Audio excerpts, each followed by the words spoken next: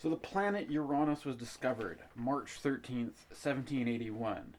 This was after the invention of the steam engine a couple decades earlier, but before the invention of the first vaccine, the smallpox vaccine, in 1796, and before electric light was first invented in 1809. So when we're going back to the discovery of Uranus, we're going prior to a lot of the things that we take for granted as defining the technological paradigm that we inhabit today. That I can't help but think that so much of the life that we are used to, that we basically take for granted and accept that it must have always been this way, when if anything it's like a kind of an anomaly. It's a kind of an anomaly that we have access to the things we have access to, that our life is shaped by technologies that are still very recent, that we still are that haven't completely gotten used to as a culture. Um, and Uranus basically has come in astrological practice, has come to be defined by the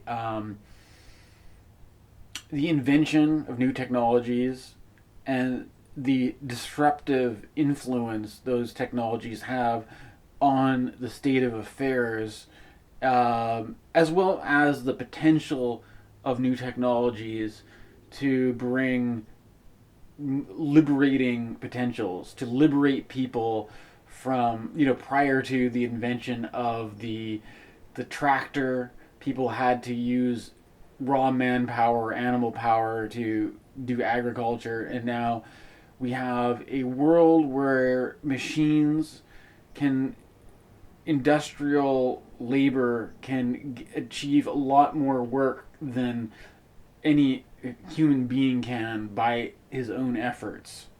So, and this has created a situation where we have become dependent on machines and technologies. The other thing, which is I think is interesting, is that there's obviously a acceleration around this, where you had the discovery of the planet Uranus in 1781. You had the invention of electric light in 1809. The invention of the telegraph in the 1840s.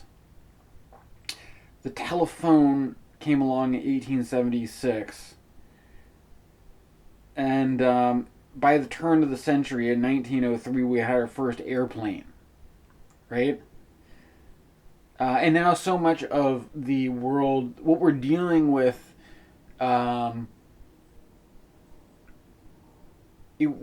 current situation today, is the distances from one place to another there's an increased sense of closeness, a removal of distance, because communication can happen instantaneously, whereas that kind of quick long distance communication that was introduced by the telegraph, maybe a kind of an early form of what we're used to in terms of text message or email, it wasn't introduced until the 1840s. And it was the planet Neptune was discovered in 1846. And so there's this kind of thing about what I'm trying to get at with this is there's a certain unprecedented development that has been created by technology that has a certain impact on how we perceive the world, or how we think of life in the world as defined by these technologies. And then when you put that in context with the practice of astrology, an ancient art form, an ancient practice that goes at least back to the ancient Greeks, at least back to the ancient Egyptians, farther back than what we have historical. We actually have the source material for. We have apparently it went all the way back from the Babylonians, maybe even earlier. We have this really ancient, timeless practice that had used a certain system traditionally around the seven planets, and then with the discovery of Uranus, the discovery of Neptune, we have a new kind of astrology that comes out of this modern astrology, which incorporates some of these outer planets, and the meanings of the outer planets are very much associated with the introduction of new technology and technological scientific discoveries and advancements being associated with the planet Uranus. But I think there's something also, the idea of the paradigm shift, the idea of the Western Enlightenment, let's say, right, that gave rise to the creation and invention of new technologies in the first place. That it seems to mark a certain kind of a break with the order of things as they were beforehand. Although what's interesting about technology is that, I mean, if you were like, there might be some really wacky conspiracy theorists out there who may suspect that, let's say, the lost civilization of Atlantis or something like that. What if some ancient civilization was highly technologically advanced, but their civilization has become lost to the sands of time and obscured by history, and so we think we are just advancing for the first time, making a new progress. But what if the progress was, it's like kind of a thought experiment, because I don't really not sure if I want to argue that this is true, but as a thought experiment, what if the progress we are making, we are just retreading the same footsteps that other people tread, and they experienced a kind of a boom and a bust and the downfall of their civilization to the sands of time, right? There are certain people who make these kinds of arguments, but even if you don't get into the stuff, like, let's say, even if you don't take it so far as to suggest that like ancient people had computers, although, there is a certain device that was discovered that was an ancient astrological timing, calculating, tracking device. I can't remember the name of it right now, but there is evidence that there was some strangely sophisticated ancient technologies which have been recovered that seem more complex than what you would imagine ancient people to be capable of, right?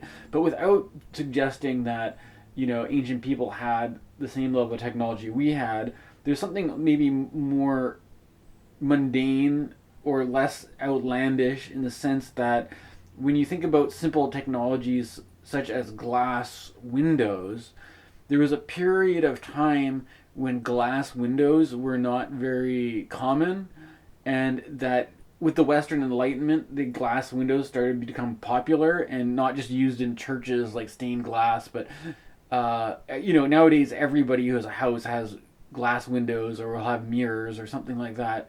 Apparently, back in ancient Rome, glass windows were popular, but then they fell out of favor, or they fell out of popularity, maybe because they were just expensive to produce.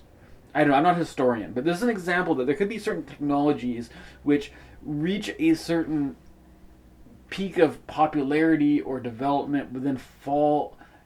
There's like certain regression where high tech stuff becomes obscured. It becomes like kind of a privilege to be a person who has windows.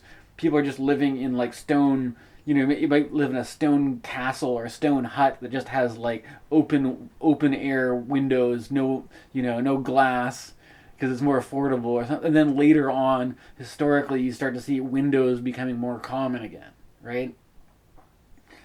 Um, but there's the idea that maybe something like glass and windows could be part of a cycle that, like the moon, has waning and waxing. Certain technologies become popular and they fade out and they become popular again, and they're bound in a cycle, right?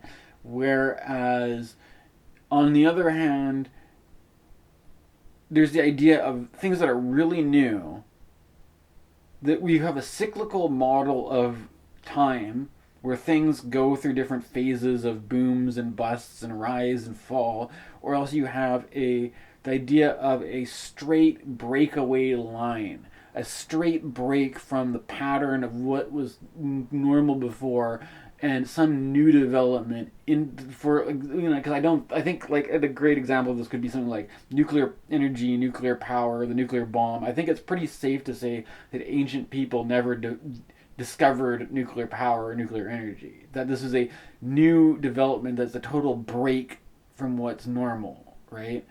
Or the idea of the internet, right?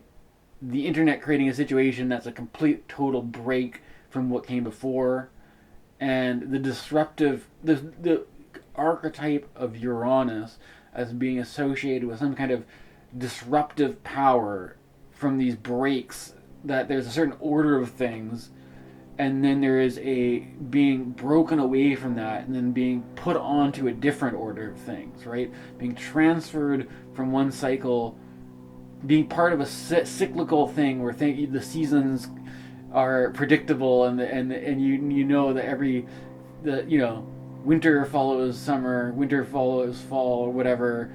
You're not Whereas there's some kind of technological advance which is a clean break from what is expected, right? And the introduction of a new system of astrology being representative of a culture coping with this kind of clean break from the pattern, the cycle of what is expected, what is considered normal. But what's interesting, though, the problem about Uranus and Neptune and the other planets is that you can always, even though Uranus was discovered in 1781, Neptune was discovered in 1846, you can still go back in time prior to the discovery of these planets and then read into the astrology of ancient civilizations or historical events using these planets that weren't discovered at the time, and so it's kind of, but it's sort of like there's a sort of ahistorical. There's a question, anyways. Though this is what I'm trying to get at here. There's something that about Uranus, and when you put it together with other planets like Neptune, that you have a cyclical motion in that is incorporated into astrology, where Uranus is nonetheless goes around the zodiac like all the other planets do. Same with Neptune. And when you put Neptune and Uranus together, they are in a cycle where they're conjunct at certain times and in opposition at certain times. And they were conjunct in the 1990s, and they were in opposition at the turn of the 20th century, around the time that air travel was first invented. December 17th, 1903. The first instance of air travel. So that was 121 years ago. The first airplane. And in an astrological context, this happened with the planet Uranus in an opposition to the planet Pluto. Uranus was at 25 degrees Sagittarius. Pluto was at 19 degrees Gemini. Now, I had originally conceived this in relation to Neptune, because I was thinking about Neptune in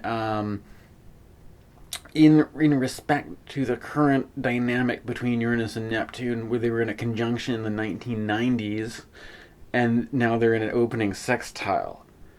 Um, so I was thinking about this, putting it into context in terms of the larger transit, that an opposition between Uranus and Neptune was associated around the time of the invention of the airplane, the first air instance of air travel. Now, however, if you look at the actual details of when that flight happened, the aspect between Uranus and Pluto was stronger. But the thing is, what's interesting is that if you were an archetypal astrologer of the stripe of Richard Tarnas and company, um, the orbs, you don't respect sign boundaries at all. The orbs you use are so wide that this would be considered an opposition. Basically, I mean, you've got 15 degrees between Pluto and Neptune, and that's within these massive 20-degree orbs that the archetypal astrologer used. So you would consider this a Pluto-Neptune conjunction with an opposition to Uranus. Now, this is where I have this little thing about, like, how the training that I received, and these detailed differences between whether or not you want to be very precise with your outer planet, modern planet conjunctions, or if you are going to be more liberal with, and not so picky about where the where you draw the line of what is a conjunction and what isn't a conjunction. Um, I prefer a more strict approach to defining astrological conjunctions, and I wouldn't. It seems weird to make it into this into a Neptune Pluto conjunction. However, I think there's something telling about the way that Pluto is in stronger opposition uh, to only a 6-degree orb from Uranus, whereas Neptune is, what is it, 9-degree orb and out of sign. But the strong, because Pluto, what's interesting is you go to the 1960s, and what you'll see is a conjunction between Pluto and Uranus, which corresponds to the war and the disruptive power of technology, with technology making the claim to be an emancipating thing, right? That we were, before air travel, this is the question, is air travel making us free to do what we want, to go with where we want, to eliminate the boundaries that held us back?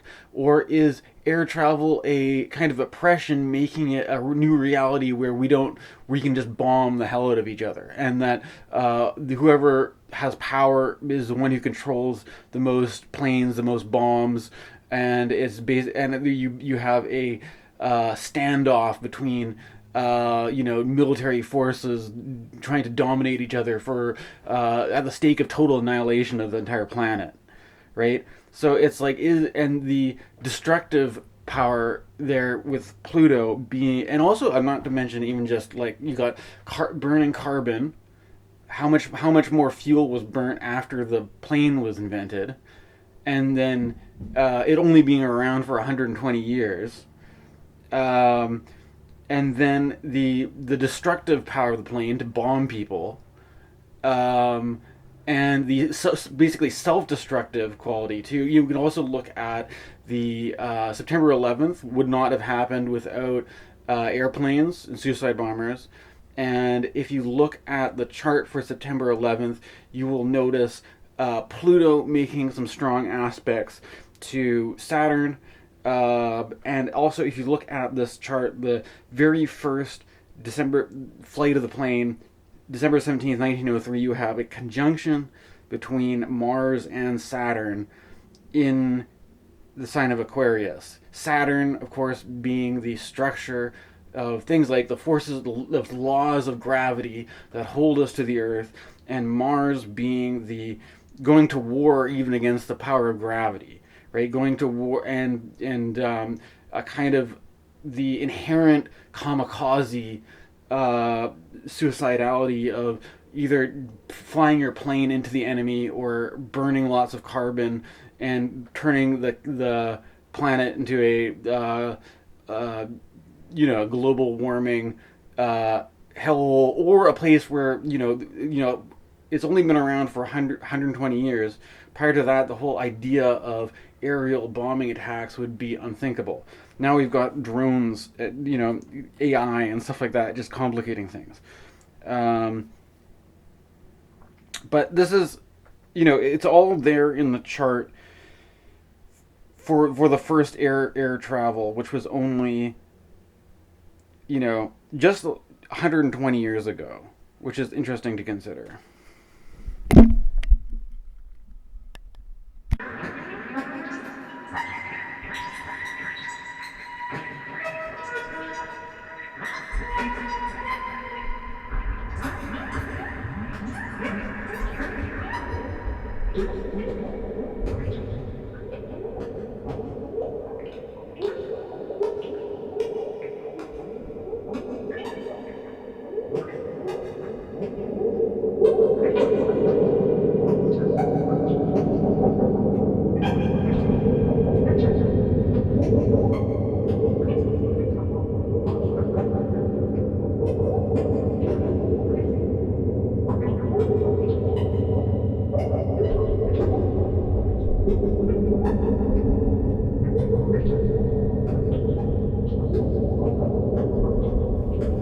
So an opposition is like air travel, and the conjunction is more like the 1990s popularity of the internet, right?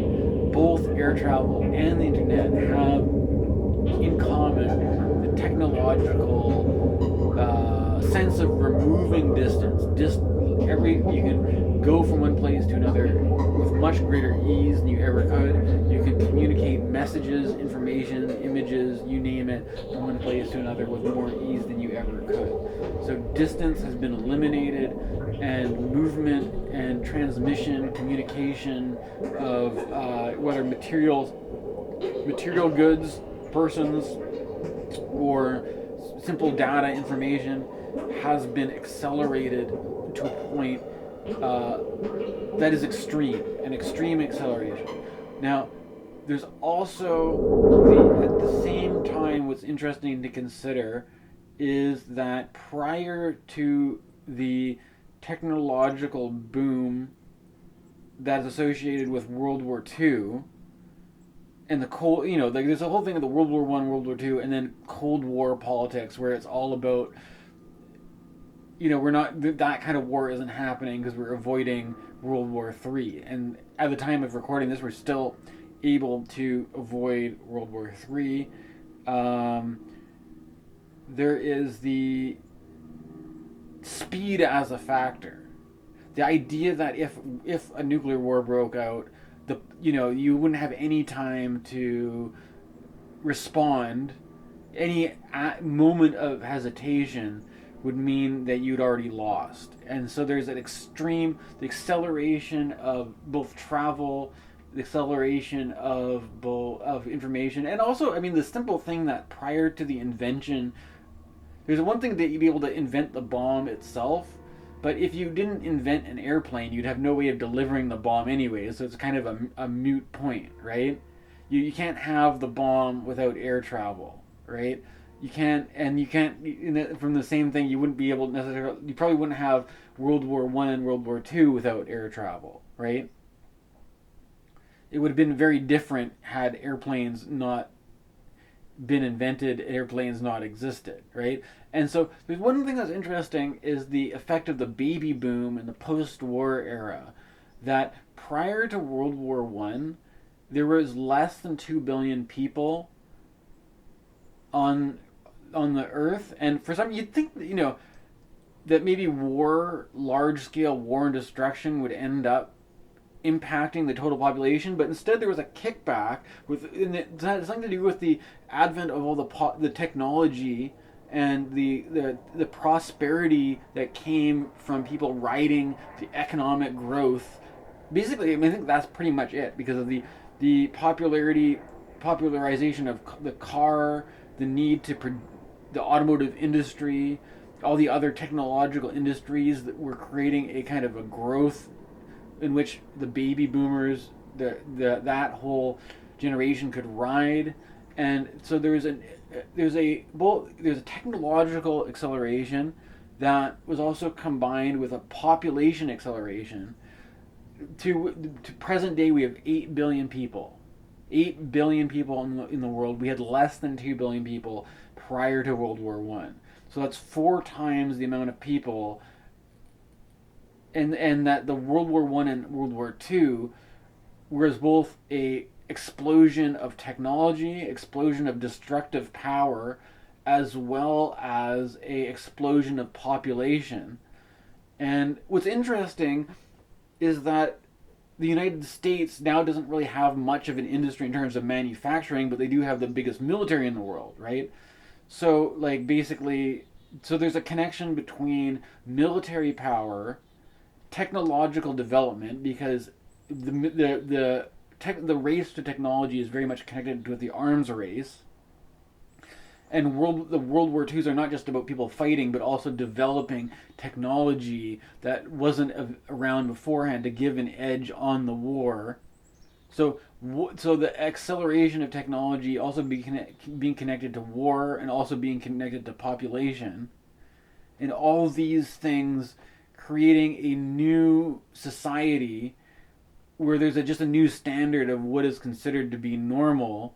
And what I think is kind of weird is like there's a lot of pressure to, like, why, what does it make sense to just keep up this rate of growth on either an economic scale, a, a scale of technological advancement, or of increasing population density? Um, and how does that relate to Uranus and Neptune?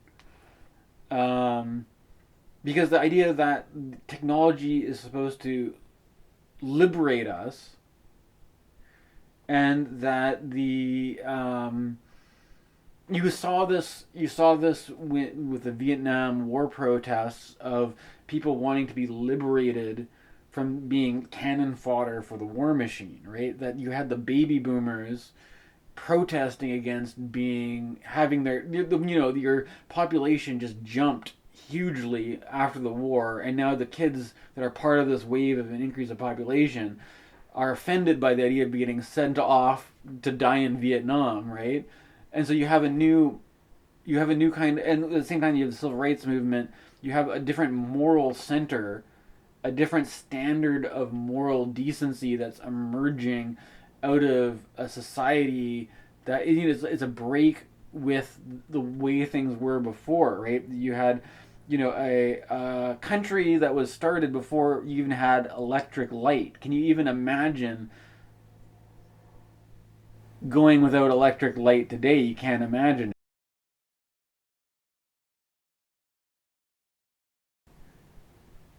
Web 1.0, Netscape Navigator, AOL, 56K modems, Windows 95, all that stuff. It's like the opening sextile of that cycle is where we find it's not even the square yet.